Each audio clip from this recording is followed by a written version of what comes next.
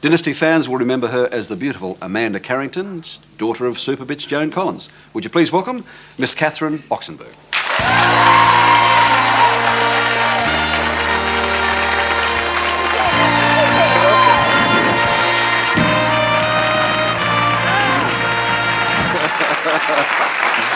You don't like that music? Oh, God, so corny.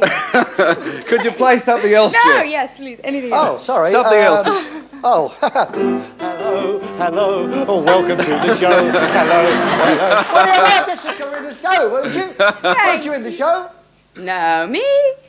Oh. No, I'll go home, I think. Now we had Pamela Sue Martin on the show the other day, and similarly, when she didn't want to talk about Dynasty or Dallas. I mean, was it really that bad? No, it's just history. Just God. And yes, I guess that if you've been with it even for a couple of years as you were, that's a credit. I mean, somewhere down you chalk that up, and that's just one of the many things you've done. Well, it was an amazing experience. And every experience is a credit. Let's push on. All right. So, what brings you down under? Work, actually. Two miniseries. One was that I finished about a month ago, was Bony. For Channel 7? For Channel 7, and Yep. now another one called Ring of Scorpio. Your first trip to Australia? Second. Second, what? The first trip was about a year and a half ago, but it doesn't really count because it was as a guest for the opening of the Sheraton Mirage. So all I saw was 2 resorts, and that's not Australia. Well, you've seen a bit now. You've seen Broken Hill. You've seen the Outback. I've seen the Outback. I've climbed Ayers Rock valiantly. Oh, I just love this country. It's so beautiful. Were you puffed Puffed? when you got to the top of Ayers Rock? No. Snack, was it? Yes. A breeze. It was exhausting. I know the story of Ring of Scorpio, the series you're doing for us. Mm-hmm. Now that, as I understand it, requires beauty you've got anyway, but not so much relying on your beauty, but more on you've actually got to act a lot of it. Talent. Ha ha. Yeah, no, it's fantastic. I get to play a 17-year-old girl, and then that's in flashbacks, and then a 36-year-old pill addict and alcoholic. A pill-popping alcoholic. Yeah, so it's wonderful going to work in the morning. The worse I look, the happier they are. And they paint on bags and wrinkles and circles, and this transformation takes place. How do you feel when you actually look in the mirror? Sick. Sick. This could be you. Yeah, thank you. Sooner.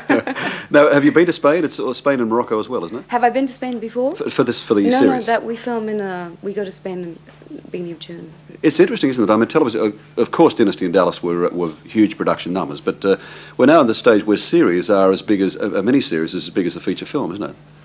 It's a huge production.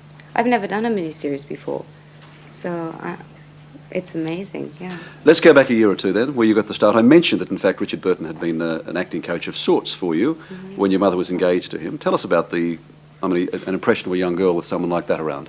Well, I mean, it's very interesting because I talk a lot about role models, and he was a role model for me. I mean, I don't think without his inspiration that I would have ever been interested in acting.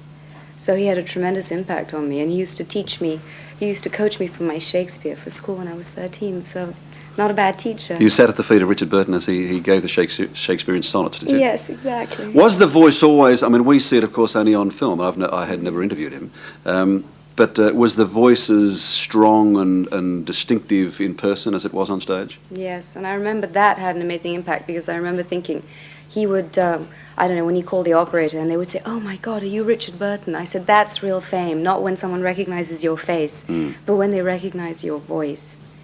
And yeah, he had an amazing voice. Catherine, you obviously live with it because of the Hollywood thing, but I mean, was there a presence about Richard Burton as well that stood him out from just other actors? A presence as against the voice?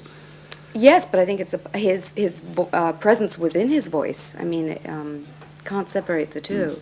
Yeah, he had a tremendous presence.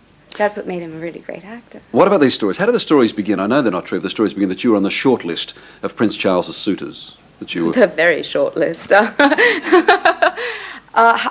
knows? I mean, the press pick up on the most amazing things. It's certainly not true. It just, I mean, do you have to live with that all the time? Is that part of Dynasty, you think, that the people will write what they like about you, irrespective of the truth? Absolutely. You have to have a really strong sense of self so that you don't get thrown off by some of the stuff that gets printed about you.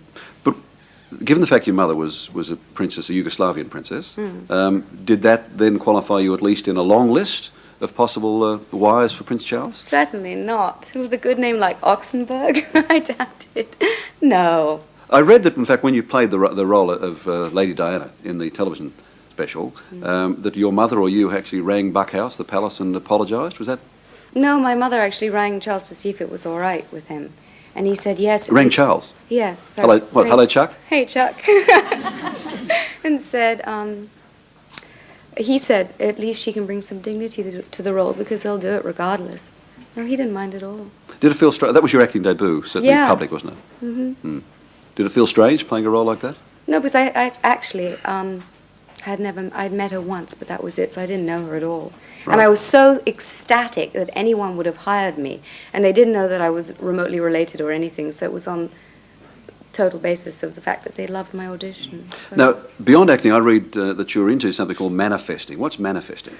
Oh, just getting what you want. Motivation? Positive thinking? Oh, yeah. I mean, you talk about what gave Richard Burton presence. It's allowing more of you to come through you, to have an impact. We all want to have an impact, I think, rather than being nobodies. And we all have dreams and goals, and many of us are so overwhelmed with the stress of daily living that we don't know what it will take to move us out of that place of fear and inertia into a place where we can actually create what we want out of our lives. And it's so simple. And it amazes It is a motivational theory, is it? Yes. Well, basically, yes, absolutely. Does it have a religious bent? Certainly not. No, except that you have to you have to do what, I mean, it takes commitment. So the discipline is you have to do it religiously. I mean, you really have to follow up on a daily basis. But certainly not religious, no. But I mean, I've heard of EST and heard of course, we had channels and all kinds of things come out of LA, but manifesting is an expression I hadn't heard of before. You've never heard of it? No, I hadn't. But I live a very sheltered life. Oh, you poor thing. Well, I'll have to enlighten you. Sounds good. I think I'm into manifesting straight away.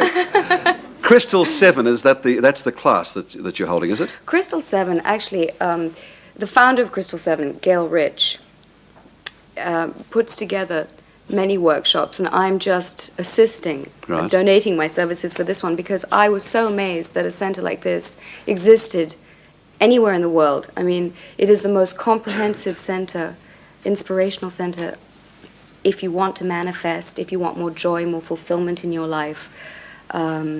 It's just an amazing place, and this workshop is just a sample of what it has to offer. Okay, you'll be involved in it the 2nd and the 3rd of June at 7 Victoria Street, Paddington, a manifestable at Crystal 7 it's called. There you go. Now, can I ask a favour? Yes. We have this wonderful soapy, I guess it is, really. Beyond that, do you play the didgeridoo? No, but I'm learning. Ring? Swines, I knew they were going to do this. It just sounds like an old fart when I do it. All right. Just close your ears. Okay, on one condition. You have to try as well. All right, deal? At the same time? Yes, the other way. No one's done that before. Let's see if I can do this. Sometimes I can.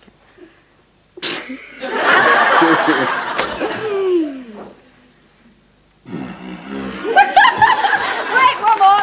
Wait, no, that's terrible.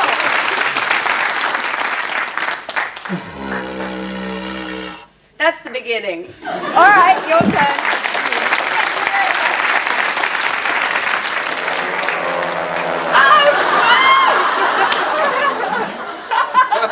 I'll do it again, just to prove it. Ready? No! Oh, no, now let me try. Let me quickly try.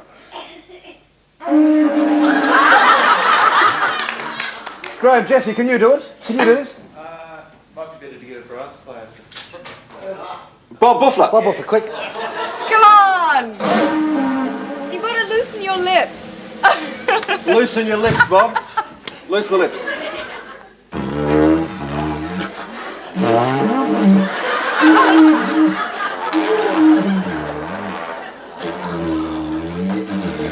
That's enough. We've asked everything else. We have this award-winning drama program called A Town Like Dallas. Just stay with me, for goodness sake, just support. Would you mind appearing on it? Certainly not. Great. Now, is it true, just in warning, is it true that when in soapies in Hollywood, when they're going to finish off a series, when it's the last show, they actually blow the set up? They blow everything up. Oh, okay. Thanks, Catherine. Would you please thank Catherine Oxenberg?